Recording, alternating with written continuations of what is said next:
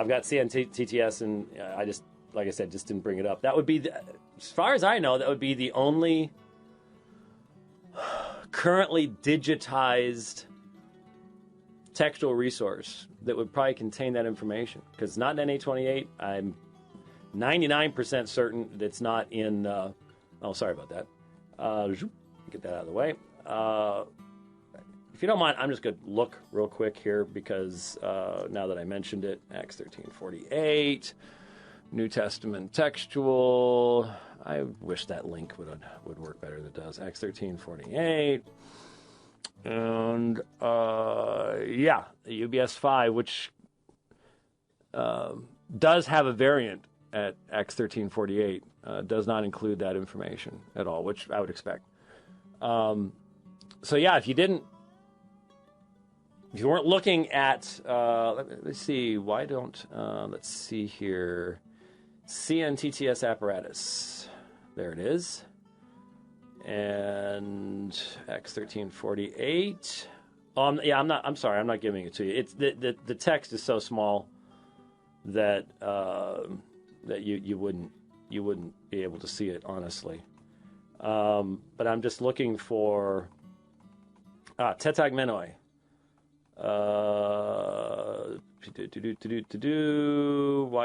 Why am I not seeing P45 here?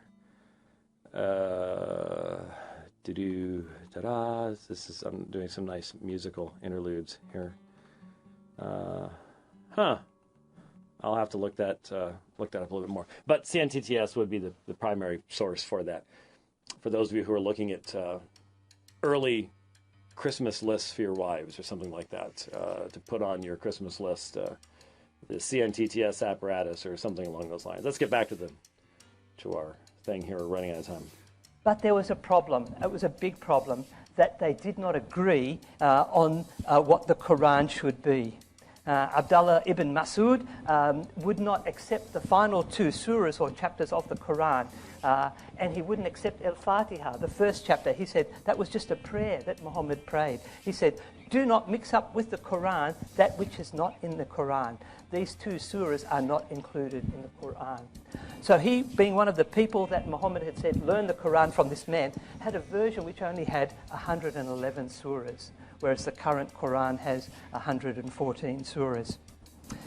One of the other men, or 2 of the other men, Abu Musa, one of the 4 recommended by Muhammad, included 2 extra surahs that are not in today's Quran. We still have copies of these, and if you read them, they read very much like Quranic chapters. They were called Surat al-Khala and Surat al-Haf, also known as Surat al-Qanud. So that made his Quran had 116 chapters or surahs. Another man, Ubay ibn Ka'b, combined 2 of the chapters together, making 115 chapters. And so within 20 years of Muhammad's death, 4 major collections of the Quran were being accepted in different cities. And you can see them. These are, again, some of the men that Muhammad said learned the Quran from these men. And they had differing numbers of chapters, things that they accepted, things that they included, things that they left out. And there were about another 12 other versions that were also floating around at this time. As Islam continued to spread throughout the world, this then became a problem. As Muslim troops were gathering on the border of Armenia to invade it, Muslim troops came from all over the parts of the Muslim world, and they were in a mosque in near Armenia and reciting different versions. And they said those who follow Abdullah ibn Mas'ud's version go there. Those who follow Abu Musa go there. And they were reciting the same chapters, but they were reciting different things. And a bit of a dispute rose up about which one was the correct version. And so this man named Hudhayfa went and complained to the Caliph Uthman. He said, we need to have only one version.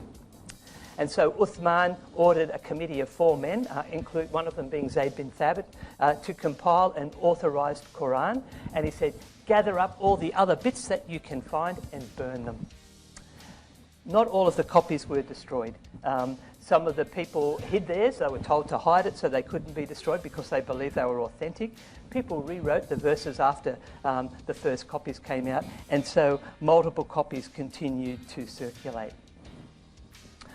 Unfortunately, we don't have any original copy of the Quran from this period.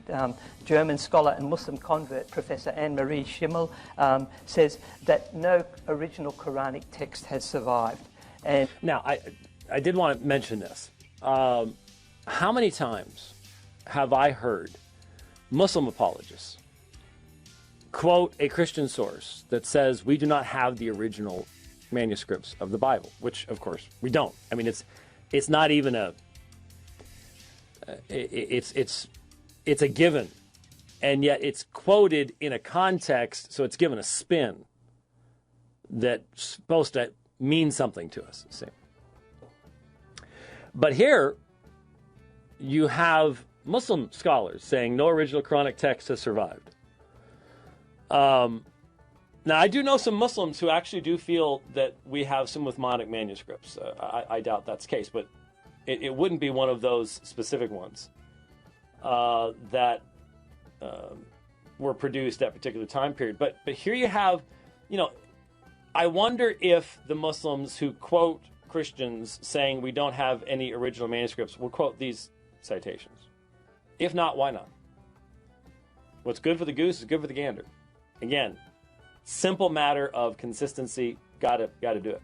Professor Tayyar Altıkulak, who's a Turkish scholar, speaks of the first mushafs, or the first codices or collections of the Quran, having been destroyed or disappeared due to wars and natural disasters.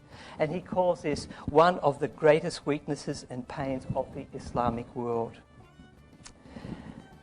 But that we have copies of early manuscripts, not the originals, but some very early manuscripts.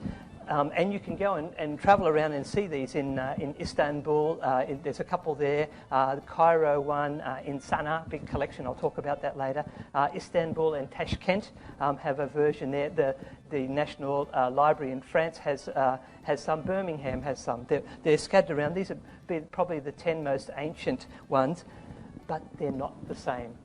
You can look at those. In fact, we have facsimiles of these early collections here. My student Dennis can show you those, and you can compare them and see some of the difference that exists right from the earliest days.